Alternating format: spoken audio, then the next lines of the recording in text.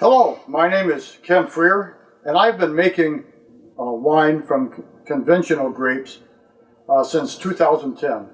I also enjoy experimenting with fruit wines and especially reusing the grape pressed skins after making a conventional wine, making an experimental fruit wine utilizing those grapes.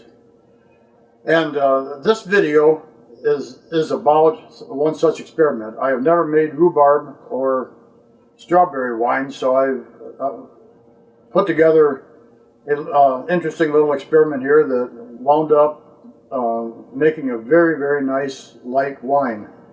It's a rhubarb strawberry wine using Malbec grapes skins after I made a batch of Malbec wine. Admittedly, this video is very long. I went into quite a bit of detail. Certainly it's not a complete training video for making wine, but I had two purposes in mind when I made this video. One for the experienced winemaker. I hope to give some thoughts and suggestions. You may want to experiment reusing your grape skins after you make your conventional wine. And this is one way that I've been experimenting with it for about 8 years now. And the other point the reason I wanted to make this video was for a person who has not made wines. I tried to go into enough detail in this video that will give them hints and suggestions and little examples on some things to do and to be careful with in making wines. So I will post a procedure that I wrote for this wine on the video. You can pause the video and read through the procedure, see if it's something that you want to explore more, and then if you do, proceed with the video. If it's something you have no interest in, then the video is close to an hour, so you can jump around through the video. I will try to put chapters in it through subtitles, so you can jump from section to section if you have any specific interests. So I hope you enjoy the video. Hope it's useful to some people. And let's get on with the video. The first step is to make your batch of wine from grapes. And then after the grapes are pressed from making your wine, they will be reused in the rhubarb strawberry wine. So this batch is coming along very nicely.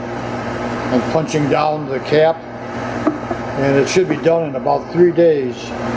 So it's time now to start processing the rhubarb and extract the juice from the rhubarb.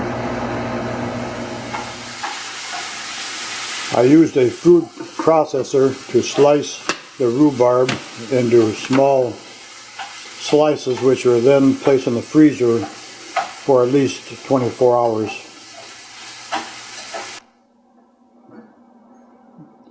We are now 3 or 4 days away from pressing the Malbec wine fermentation, at which time the grapes will be ready to add to our strawberry rhubarb wine.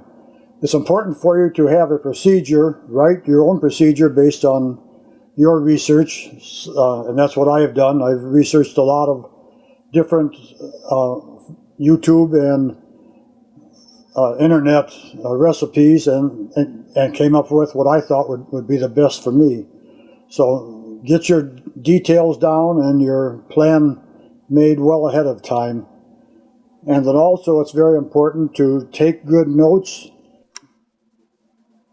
All equipment you used must be sterilized with sodium metabisulfite solution according to the directions on the package.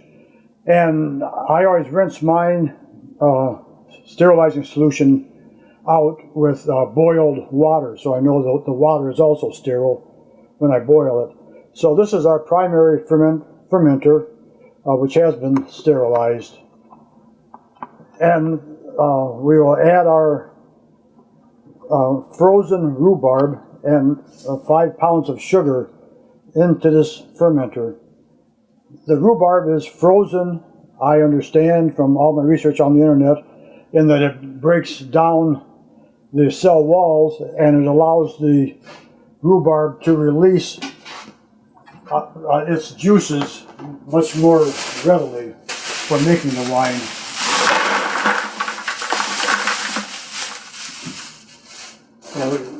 You can see after using the food processor, the rhubarb is pretty finely chopped. And this is 5 pounds of sugar that I will just sprinkle in as we add the rhubarb, and then I will stir it as it thaws.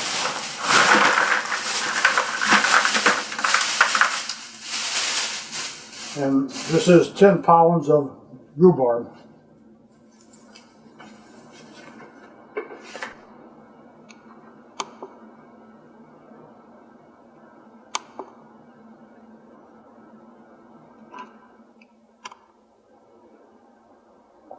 Here are the chemicals we will be using in making our wine.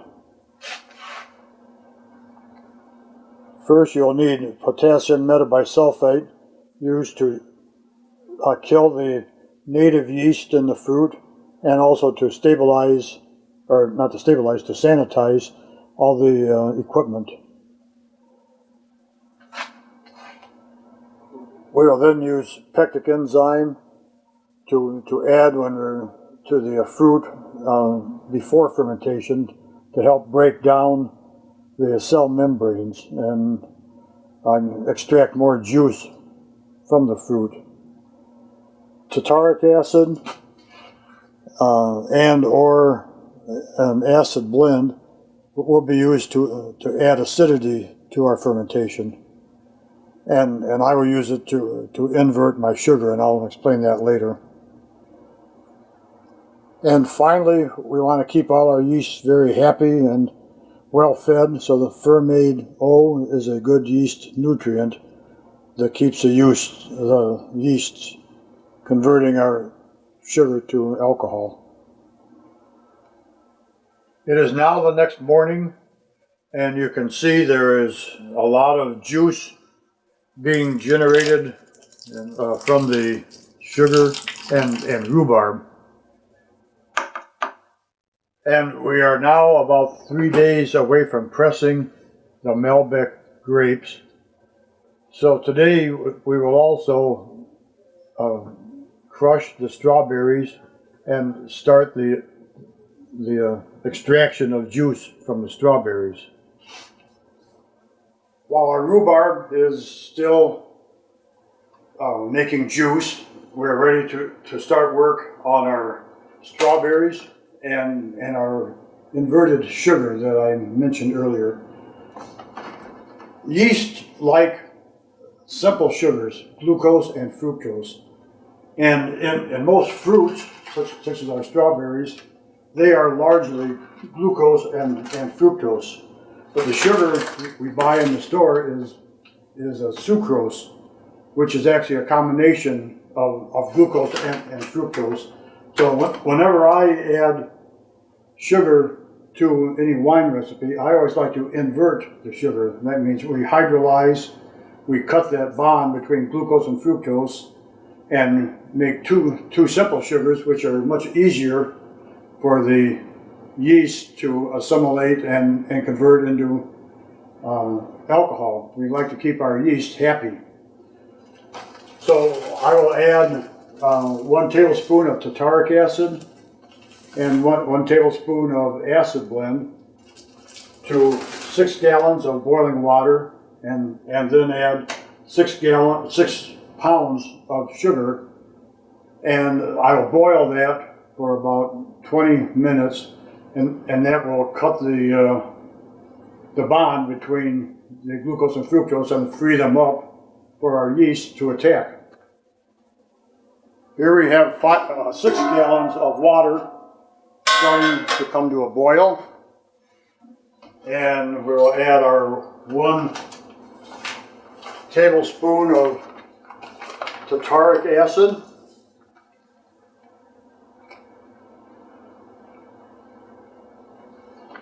And 1 tablespoon of acid blend, which should lower the pH to somewhere around 3.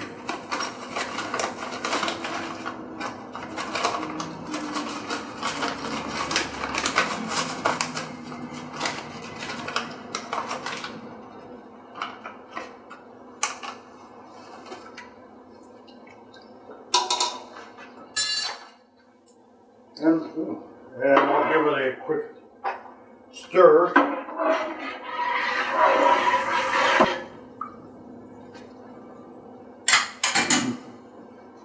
And I always like to record the pH. This would be optional. The pH seems to be settling in around 3.8.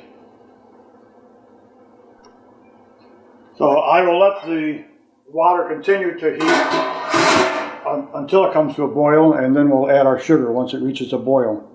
The boiling of sugar to invert the sucrose to glucose and fructose is definitely optional. I know most people do not do that. I just want to keep our little friends, the yeast, as happy as we can, because the happier they are, the better wine they will make. So that is an optional step, that you can just add the sucrose, the table sugar, directly to your water in the recipe. So now we'll start working on the strawberries. Okay, I have rinsed 12 pounds of strawberries, and we will remove the greenery, because that doesn't add anything at all to the flavor. And I understand that could impact a little put a negative flavor to it. And I'm slicing them in half, and I will be crushing them later with a potato masher to break them down before we put them in the water. And I'll come back later after I have these 12 pounds all destemmed here and cut. The water with the acid is now boiling, so I will add the sugar. And a word about the water we use. We live with well water, which is very good tasting water, but obviously there will be microorganisms in the water because it's not chlorinated or treated in any way. So any water that I add to the yeast, or add to the wine, I always boil to make sure I'm not adding any unwanted microorganisms to our must that has all the sugar and good nutrients for them. So I'll let this boil for about 20 minutes, and then all that sugar should be converted to glucose and fructose, which the yeast very rapidly converts to alcohol. The strawberries should be crushed as much as possible. My potato masher did not work because the strawberries are too firm. So I have been crushing them by hand for probably 10 minutes or so, 10-15 minutes. And they do really loosen up. You can see they're getting very juicy, which is what we want. It's very good. And once they are crushed, it's time to add them to the hot water and sugar solution. It has been 20 minutes, so our boiling with acid is over. And now we are adding the strawberries to the hot water.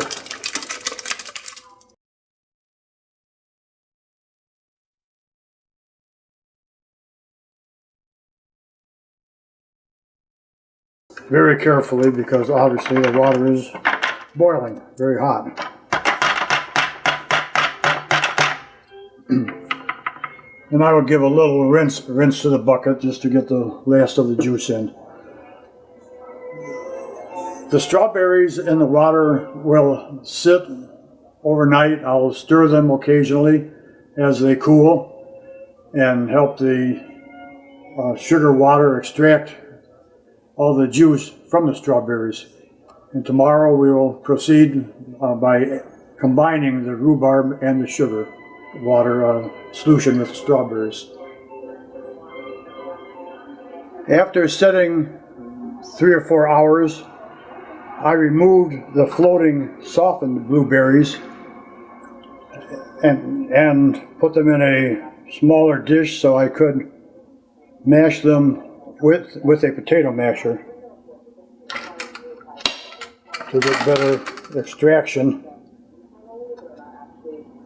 during the pre-fermentation. Well, we are back on day 3. You remember 2 days ago we started macerating the rhubarb with sugar. Yesterday we combined all the remaining sugar in the recipe with the water and the strawberries. So now we will combine the strawberry liquor between the 2 fermenters which contain the rhubarb. You can see the rhubarb has created a lot of nice juice. Very syrupy. And the strawberries have macerated nicely, given a nice pink color to the sugar solution.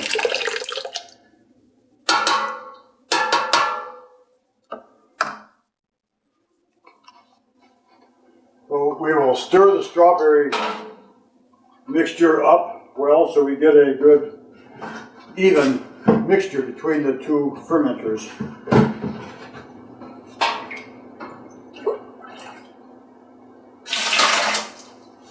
One for the first fermenter, one for the second fermenter.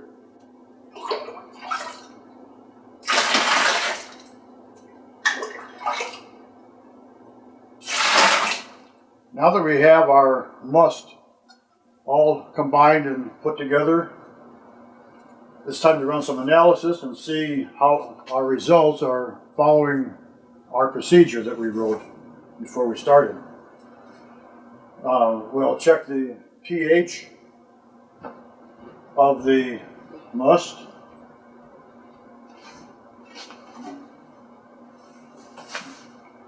And the pH is strongly recommended to test. If you don't have a pH meter, you probably can wing this part of it and skip measuring the pH. But I'm 3.4, and that's pretty good. I would like to be just a hair lower, but that 3.4 is not a bad pH. One analysis that you must do is a specific gravity, and that is just simply taking a hydrometer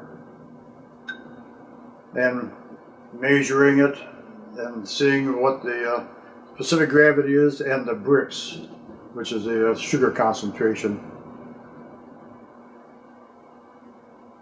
And I'm 1.57, I believe it is. I'll check it closer here. Another way you can test the sugar concentration is with a refractometer. This is much easier and quicker.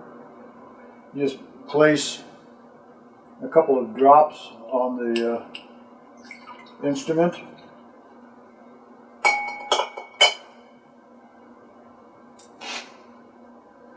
Let it set for a couple of seconds. And then hold it up to the light, and I can see as I'm 1.57, or about 14.8 Brix.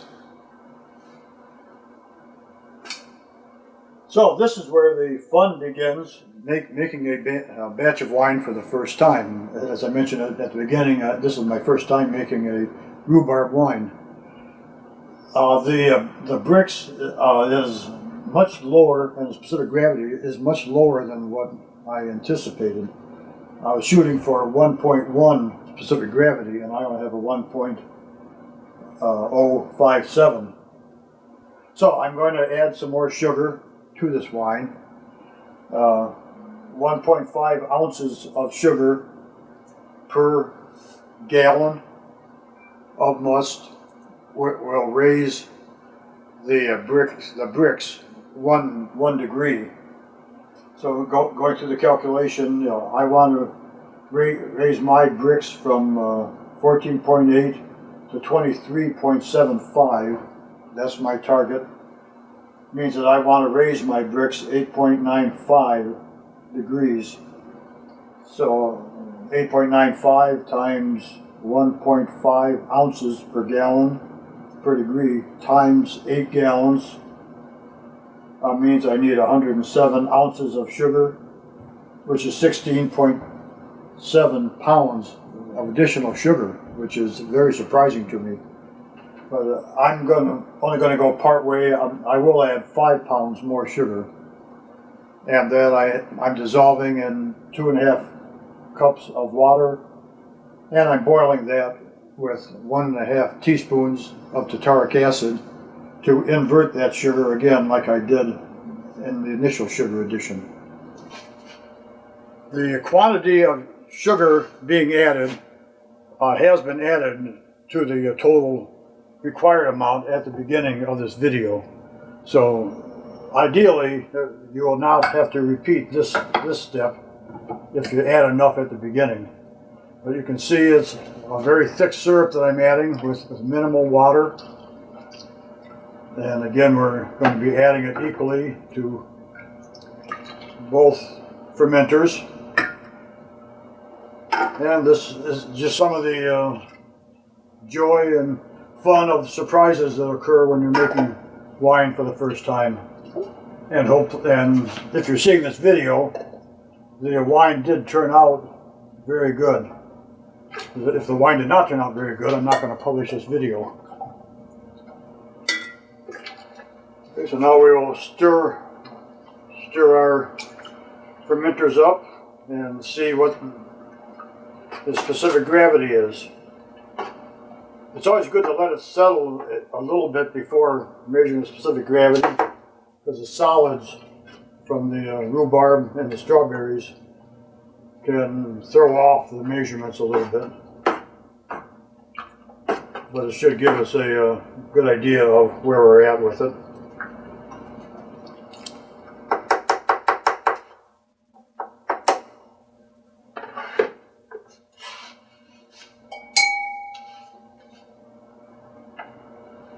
And we have 1.085, almost 22 Brix.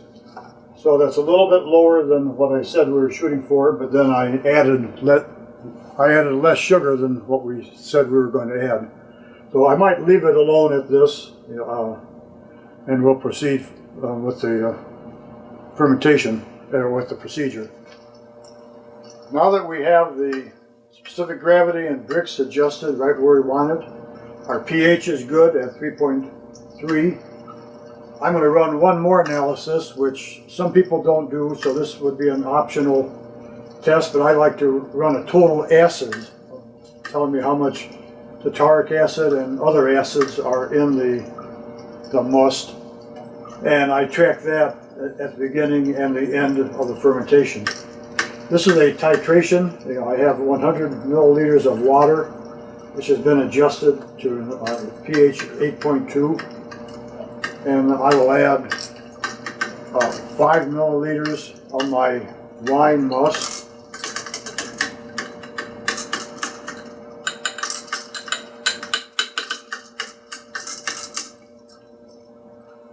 And then I titrate it with 0.1 normal sodium hydroxide.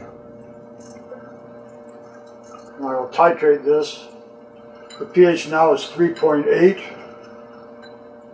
And I know it'll take somewhere around 3 milliliters,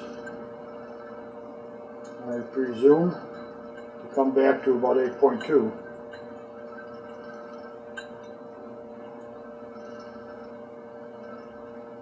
there's our end point, and it took 3.5 milliliters of one normal sodium hydroxide, and if you are running this titration, there will be a formula with your kit, if you have the kit, telling you how to calculate the total acids. Okay, we have everything in. Our total acids came out a little bit lower than what I expected, 0.51, but that's fine because a lot of other items will be changing as we add the grapes from our Malbec fermentation, and that will be in about 2 days from now. So right now we're going to biologically stabilize these two fermentations. I'll add 15 milliliters of potassium metabisulfite, which is already made up in a 10% solution. This was made up with 10 grams of potassium metabisulfite in 100 milliliters of water. So I'll add 7.5 milliliters in each of my fermenters. And that will kill any wild yeast or from those strawberries or rhubarb or anything else that we don't want in there. It should kill all the unwanted organisms.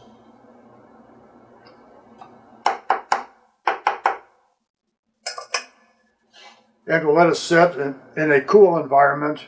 I think it's about 60 degrees down in my winery area. So we'll let it sit overnight, and then tomorrow we will add some pectic enzyme to help break down the fruit and get more of the flavors out of the fruit. It is now the day after we added the sodium metabisulfite, and all the unwanted organisms in our must should be killed by now. We're going to add some pectic enzyme, which will help to further extract flavors and sugars from our fruits in the must. And also the pectic enzyme helps clarify the wine after the fermentation is complete.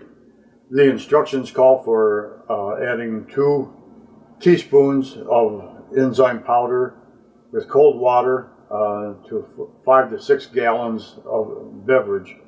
And I have about 9.5 gallons here, so I'm going to add 3 teaspoons in water.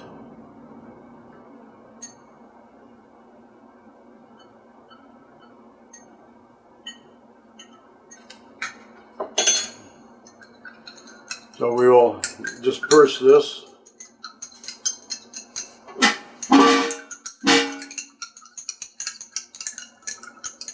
And it almost dissolves. And we'll split it evenly between the two of them.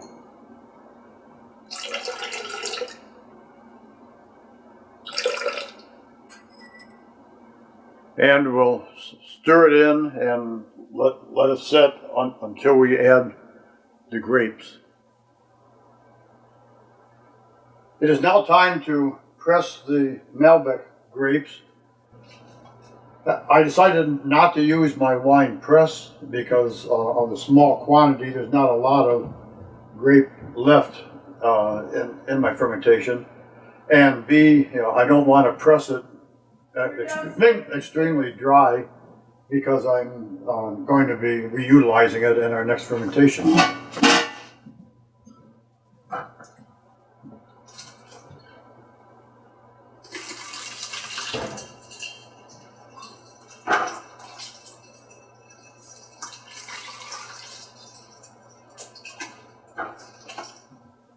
Okay, we're getting ready to add our grapes, the press cake. You can see it's pretty dry with the seeds and all the grape skins in it. But first I did add 6 grams of Fermentaion This is a good yeast nutrient to keep the yeast happily fed and growing.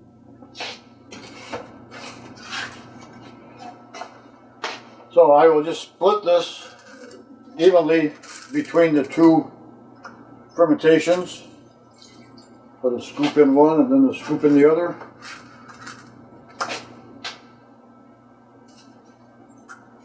And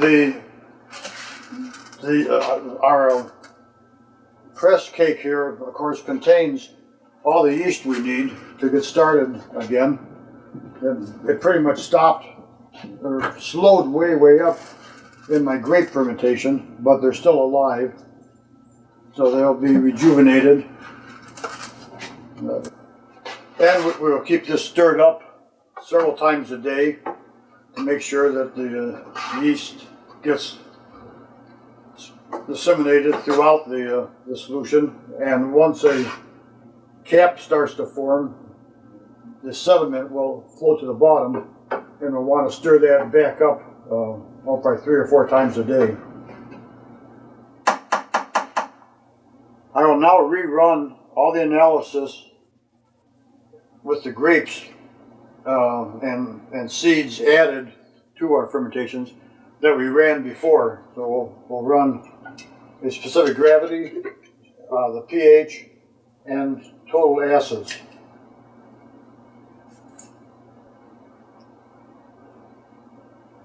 And the specific gravity is just about exactly where it was before, 1.089. So that's excellent. And I'm going to run a pH the same way as last time with my pH meter, and I'll run total acids. I won't bother videotaping those because we did that already. The fermentation started right up. It was forming a cap almost 5 hours, 6 hours after the grapes were added. So the cap that forms, we want to punch down 2 to 3 times a day. It is now 5 days after we initiated fermentation, and most grape fermentations would be completed by now. However, my grape fermentations I run approximately 80 degrees, 78 to 80 degrees, and this fermentation I'm running in my basement, which is only 66 degrees. So the fermentation is going a lot slower. And I will continue to punch down the cap that forms on the top, giving it a very vigorous stirring, at least 2, probably 3 times a day for the next week, because I do want to continue to extract as much flavor and color from the skins and the fruit that's in the cap as I can. I got a specific gravity with my hydrometer of 1.003, which gives 0.5 bricks, which is just about a 0% sugar left. So I will now press my juice, and it's a nice light pink color. I'll get about 9 gallons of wine out of this. We will let this settle out, and then we will decant off the wine as it clarifies off of the gross lees. You know, the material that settles out at the bottom. You know, that is not desirable to keep with the wine. I'll try to pour the little remaining amount directly from the fermenter.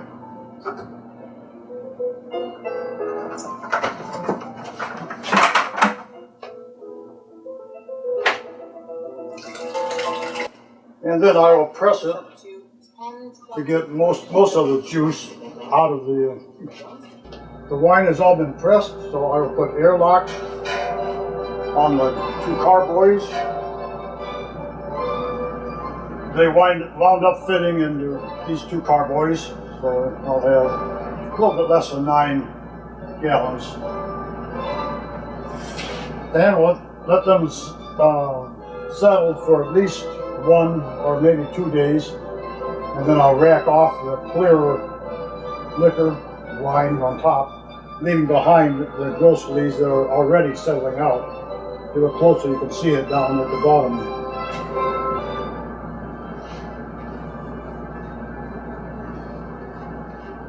It has now been 3 days that the wine has had to settle out the unwanted solids.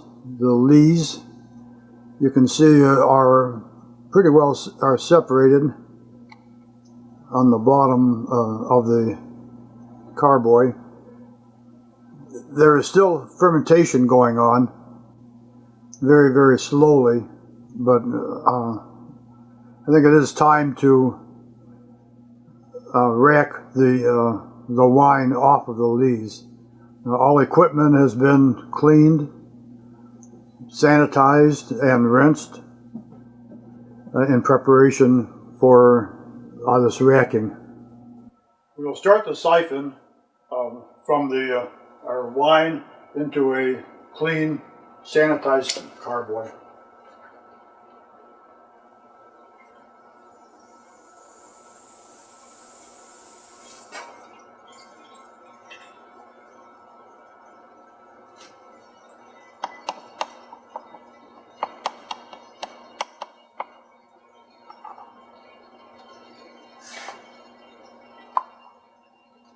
Okay, we are back to proceed to the next step in our making our wine. This step is also optional. All red wines contain a high percentage of malic acid. Strawberries have very, very little malic acid, but rhubarb has, my specification or my research shows 73% malic acid. Malic acid is a very strong acid to the taste, so I always put my red wines through a malolactic acid fermentation. That's a bacterial fermentation that converts the malic acid into lactic acid, and it gives it a better mouthful, a more pleasant taste. So I'm going to activate my malolactic acid bacteria culture. This is from White Labs, WLP 675. And there's a lot of different cultures out. I usually look for the most reasonable. They can get kind of expensive, and others are a little bit more reasonable, but they all seem to do the job.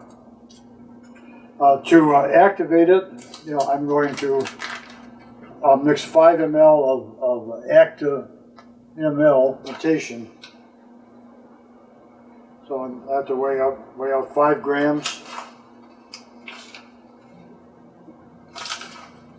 of the nutrient, and this should be enough nutrient to last throughout the entire fermentation in the wine. But I have this little scale, so I prefer to be accurate. There's 5 grams. And I have 25 milliliters of water at 77 degrees. That's the preferred temperature for activating the bacteria.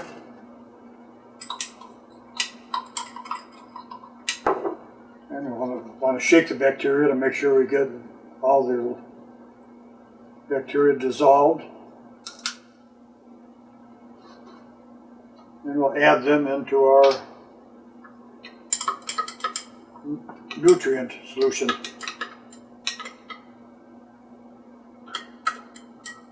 And now we have to wait 15 minutes.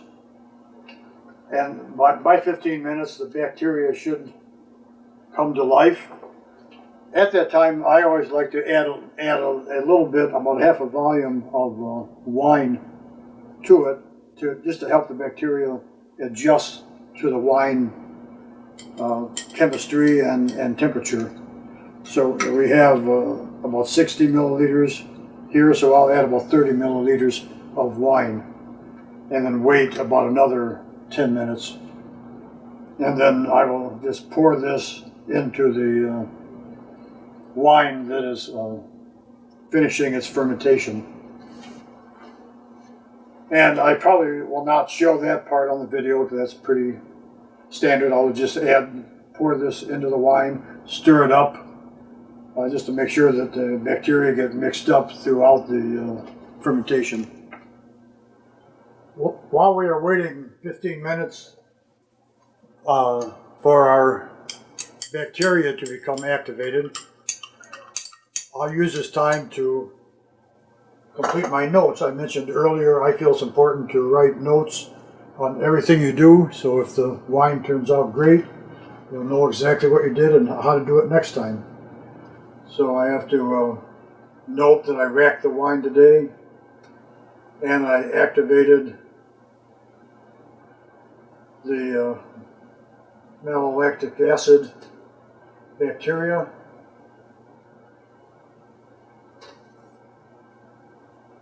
In 5 grams acta ml.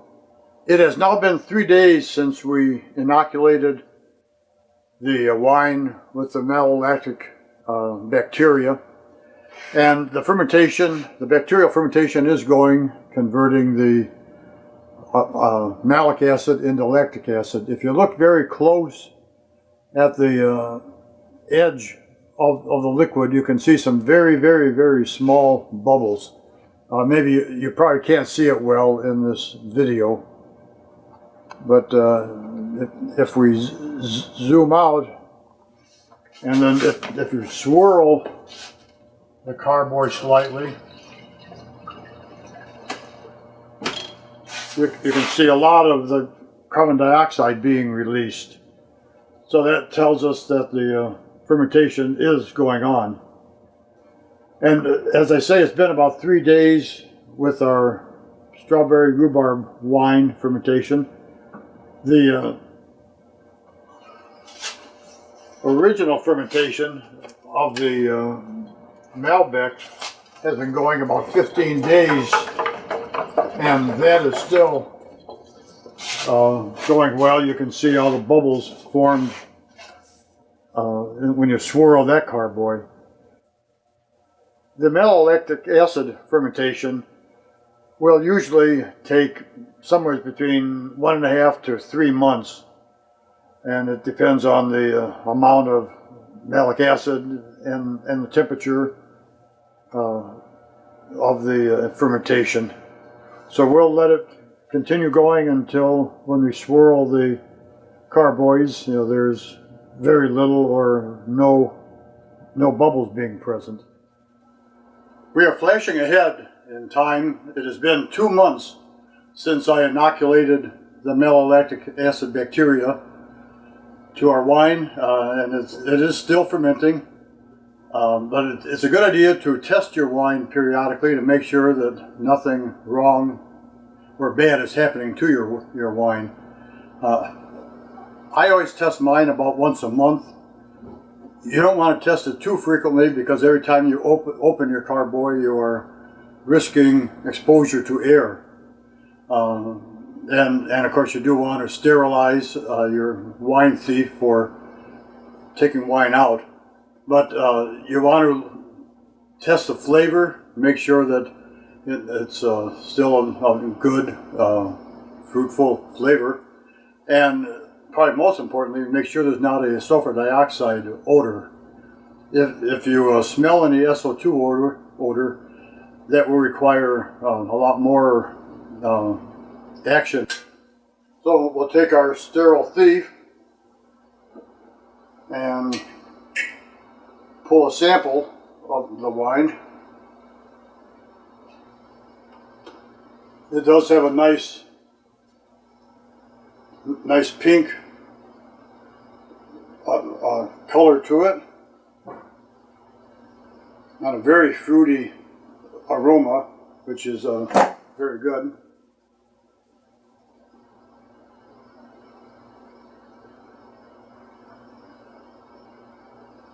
And it is very dry because it has fermented all the sugar. And I debated adding sugar. I'm not sure if I mentioned this earlier, but if you want a semi-dry or an off-dry wine, if you want a semi-sweet wine or an off-dry wine, you could add sugar, but then you risk fermentation in the bottle. So I've decided that if I can either drink it very dry, or I will add a bar syrup at the time of opening the bottle, and I can sweeten it by adding probably half an ounce or so of sweetener at that time, and it should give me the same effect without the risk of having some secondary fermentation starting.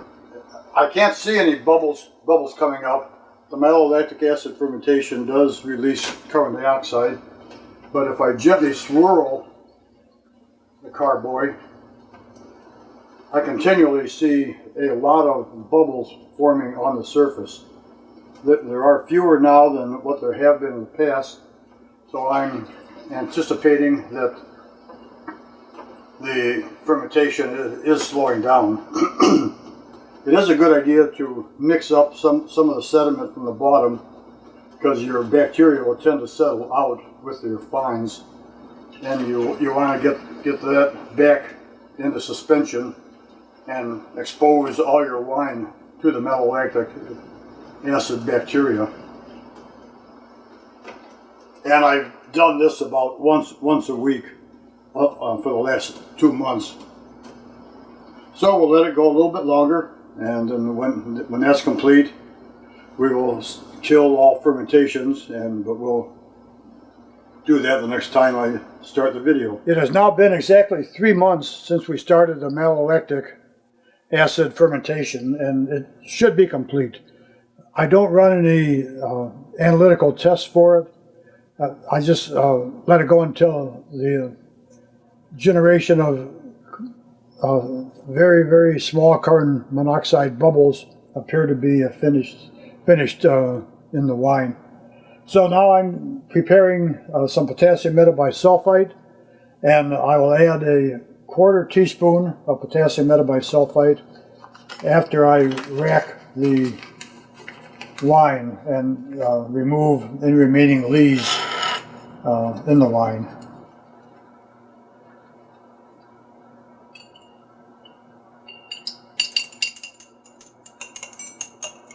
The 1/4 teaspoon is pretty standard for a 5 to 6 gallon fermentation. That'll kill any remaining yeast from the initial fermentation and the bacteria from the malolactic acid fermentation. So now we'll go over and rack the wine while this dissolves. We're ready to rack the wine. My carboy is sterile. My transfer equipment has all been sterilized, and I'll start the siphon.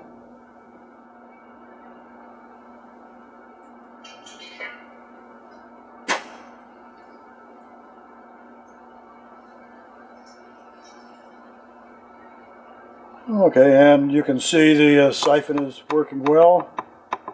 The wine is transferring down to the clean carboy. And I will add the potassium metabisulfite that we dissolved in about probably 50 milliliters of water. And I'll add just a little bit now and a little bit as the carboy fills up. And then we'll mix it very well when I'm done. You can see there is some sediment or lees left behind in the bottom of the original carboy. And we will rack this several times during the clearing period until the wine is absolutely clear. Okay, now I will stir our wine. I use a mechanical stirrer, just a stirring rod put on the end of a cordless drill. You can do it by hand if you prefer. This is certainly a lot quicker and easier. This accomplishes several things. One, it obviously mixes it up and makes sure that the potassium metabisulfite is all distributed. And it also forces out carbon dioxide. You want all the bubbles to get forced out of the wine because that helps it settle and clarify better.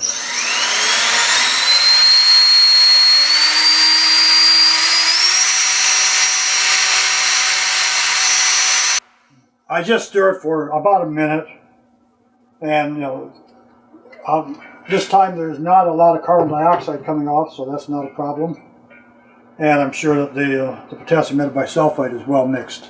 Okay, now we'll take a sample with our wine thief and run a few tests on the wine and see how it's coming out and taste it. It's a nice light pink color.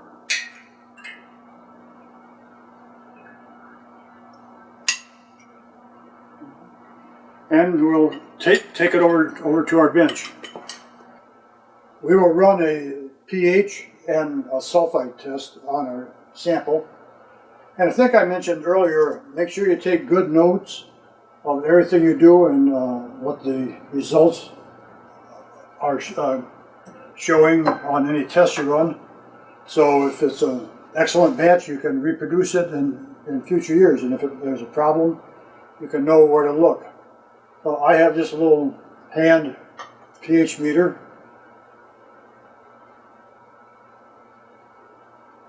And the pH looks like it's dropping right and about exactly where we want it. It's 3.4.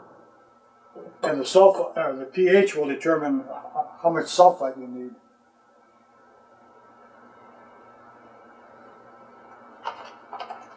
And the sulfite test may or may not be real accurate. I'm using a titrant. They're little tubes that draw up your wine sample, and it turns purple, and you keep drawing the sample in until it stops changing color. They work very well with white wines, but they do not work well with red wines. And this is halfway in between, so let's see what kind of result we get. Have to break the little ampule. And then you just squeeze this till that, there we go. You can see how it turns bright purple or almost black. You can see that. You draw a little more in, shake it. And we keep drawing it in until it is the same color as it was initially. And this is showing, you read right off it, it's about 30, I would say 38 parts per million. It's a little scale, you probably cannot see it, but it shows 38 parts per million, which is right where we want that too. That's perfect. And probably the most important part, let's put a little bit in a wine glass. This does have a nice fruity odor to it, aroma to it. And as I say, it's a nice light pink. It isn't real clear yet, but that will come with time.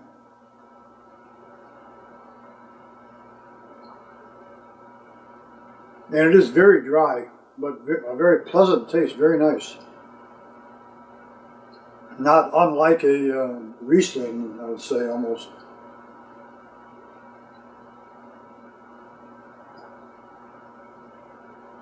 So I may have mentioned before, but I'm going to keep this very dry.